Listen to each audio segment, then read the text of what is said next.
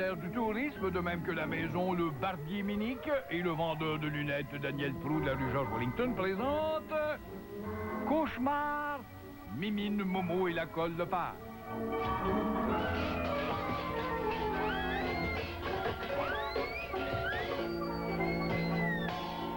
Eh bien voilà, mesdames et messieurs, nous sommes déjà rendus à la fin de ce beau voyage, ce que Mimine va être content. Momo et la Colle Lepage également. Toujours est-il qu'on récapitule pour ceux qui n'étaient pas là. Hier et toute la semaine, ça a été le procès qui a été long et laborieux, nébuleux. Il y a eu des interventions saugrenues de la part de gens qui n'étaient pas bienvenus.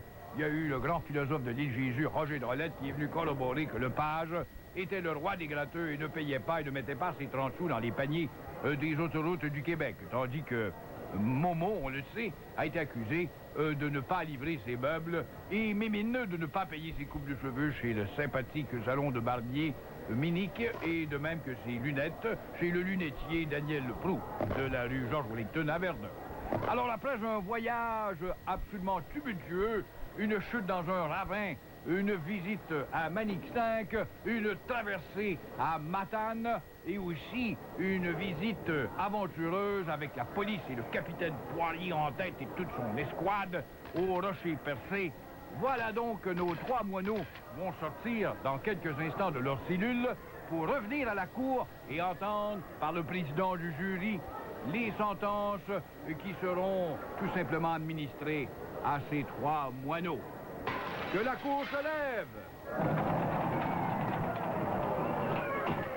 Monsieur le juge, ici le président du jury, j'aimerais livrer à l'instant la décision que nous avons prise à l'égard de ces trois moineaux accusés de divers méfaits et de crimes graves.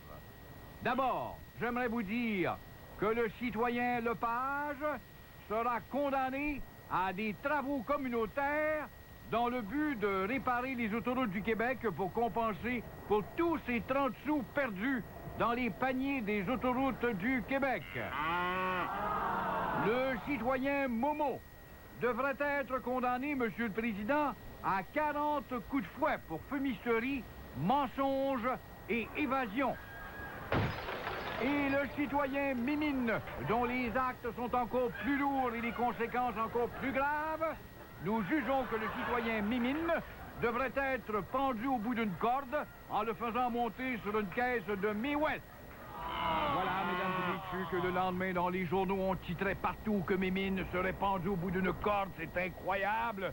Il y a des représentations où le pape intervient, bref, le président des Nations Unies. On veut intervenir pour sauver la vie de Mimine. On se fout quand même des 40 coups de fouet administrés à Momo. Moi, ça me fait pas mal, j'ai une grosse carapace. Et Lepage, quant à lui, personne ne sympathise avec ce gratteux, le roi de la gratte. Mais Mimine, on trouve qu'on va beaucoup trop loin pour la vie de Mimine, qu'on a condamné à lui mettre le cou au bout d'une corde en le faisant monter sur une caisse de Mae West. Surprise, mesdames et messieurs! Mimine, hey, Mimine, réveille-toi, Mimine, il est 7h15, faut que tu ailles travailler, tu vas être en retard, Mimine, si jamais ça te tente d'aller travailler. Ça a l'air que tu as eu un cauchemar, mon vieux Mimine. Et voilà, mesdames et messieurs, ainsi se termine non pas Voyage au pays du Québec, mais le cauchemar de Mimine, qui était commandité par tous ses bons amis.